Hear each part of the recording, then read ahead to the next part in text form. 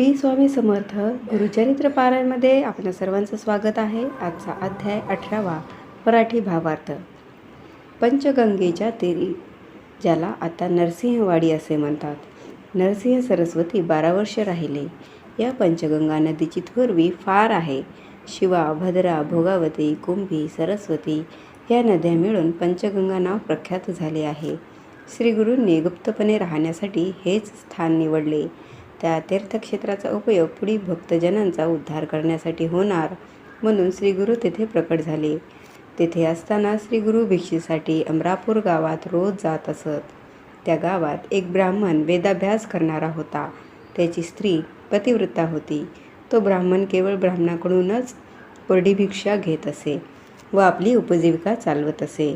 सात्विक वृत्तीने नित्यकर्म करीत असे. त्याच्या घरासमोर दारापाशी एक मोठा घेवड्याच्या शेंगाचा वेल होता.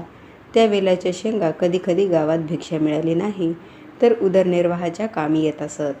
एके दिवशी श्रीगुरू त्या विप्राच्या घरी भिक्षेसाठी गेले. त्याने त्यांचे आदराने स्वागत केले आणि भक्तीने षोडोपचारे पूजा करून घेवड्याच्या शेंगाची भाजी करून भोजन दिले.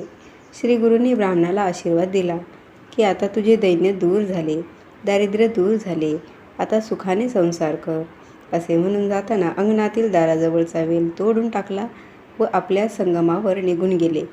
हे पाहून त्या ब्राह्मणाची पत्नी व मुले त्या यतीश्वराला दोष देऊ लागले.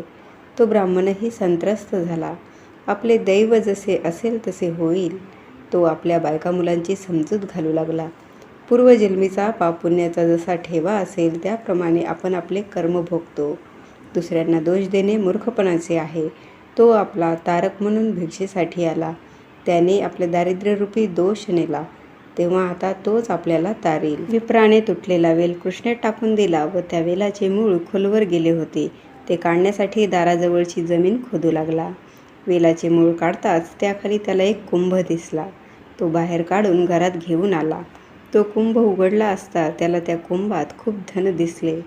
ते पाहून त्या विप्राला व त्याच्या कुटुंबाला खूप आनंद झाला. यतीश्वर प्रसन्न झाले. त्यांनी आपला शब्द खरा केला. तेव्हा तो सामान्य योगी नव्हता तर ईश्वराचाच अवतार होता याची त्याला खात्री पटली. तेव्हा तो लगेच आपल्या कुटुंबासह त्यांच्या दर्शनासाठी संगमावर गेला. त्याने श्रीगुरूंची पूजा केली व घडलेला सर्व वृत्तांत सांगितला. तेव्हा श्रीगुरू त्याला म्हणाले, ही गोष्ट गुपित ठेव. माझे स्वरूप जर तुम्ही लोकांत प्रकट केले तर ही सर्व संपत्ती नाहीशी होईल असे सांगून श्रीगुरूंनी ब्राह्मणाला आशीर्वाद दिला. तेव्हा जो मनुष्य दैवहीन आहे त्याने गुरूंचा आश्रय करावा, तोच त्याला पैलतीरीला नेईल. या ठिकाणी मराठी भावार्थ समाप्त. श्री स्वामी समर्थ. श्री गुरुचरित्र अध्याय 18वा. श्री गणेशाय नमः. जय जयाजी सिद्धमुनी तू तारक भवारणी, सुधार सामुच श्रवणी पूर्ण केला दातारा. शिष्यवचन ऐकोनी संतोषला सिद्धमुनी, सांगत से विस्तारोणी एका श्रोते एक चित्ते. भिल्लवडी स्थान महिमा निरोपला अनुपमा, पुढील चरित्र उत्तमा सांगेन एका एक चित्ते. क्वचित काळ तये स्थानी श्रीगुरू होते गोप्येनी, प्रकट झाले म्हणून पुढे निघाले परियेसा.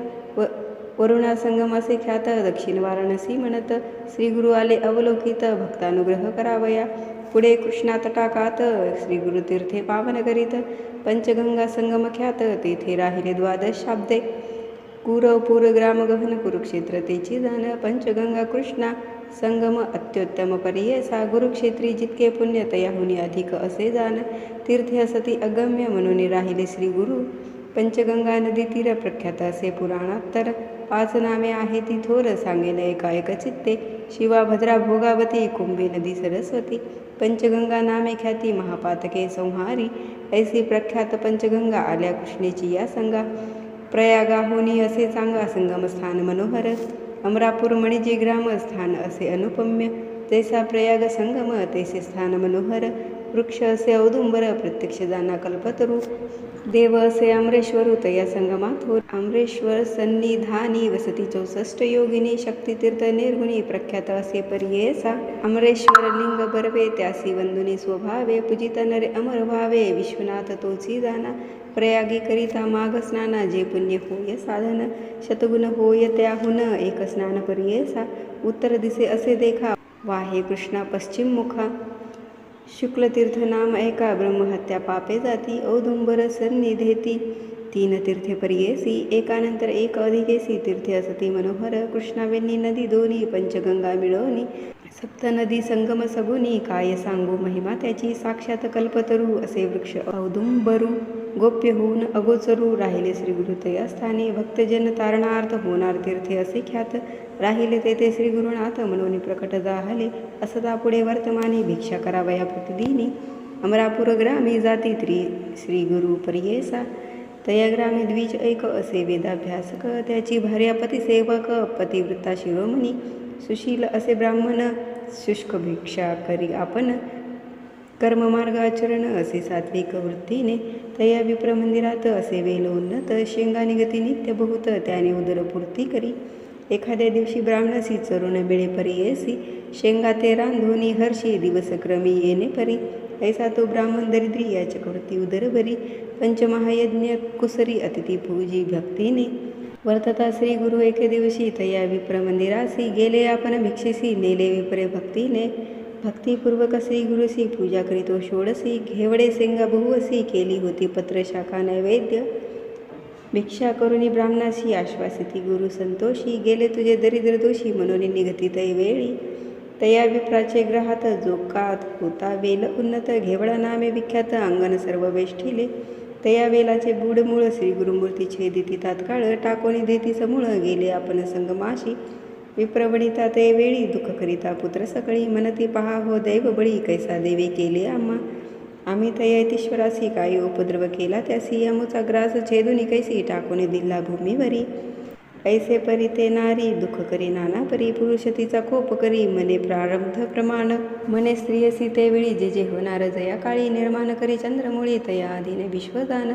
पूर्वजन्मीचे निक्षेपण सुकृत अथवा दुष्कृत जाण आपुले आपणाची भोगणे पुढल्यावरी काय बोल आपले देव असताऊने पुढिल्या बोलती मूर्खपणे जे पेरिले तेची भक्षणे कपनापरी बोल सांगे बोल ठेविती यतीश्वरासी आपले अर्धवन विचारेसी ग्रास हरितला मनससी अविद्यासागरी बुडवणी तो तारक आम्हासी म्हणून आला भिक्षेसी नेले आमुचे दरिद्र दोषी तोची तारील आमुते तया वेलाचे मूळ थोरी जे का होते आपले द्वारे काढू म्हणती द्विजवरी खणिता झाला तया वेळी काढिता वेल मुळासी लादला कुंभ निधानेसी आनंद झाला बहुवैसी घेऊन गेला घरात मनती नवल काय वर्तले यतीश्वर आम्हा प्रसन्न झाले म्हणून ह्या वेला छेदिले निधान लादले आम्हासी नर नवे तो योगेश्वर होईल ईश्वरी अवतार आम्हा भेटला दैन्यहर मनती चला जाऊ दर्शनासी जाऊनी संगमा श्री गुरुसी पूजा करीती बहुवसी वृत्तांत सांगती तयासी तय वेळी परियेसा श्री गुरु म्हणती तयासी तुम्ही न सांगे कवनासी प्रकट करिता आम्हासी नसेल लक्ष्मी तुमचे घरी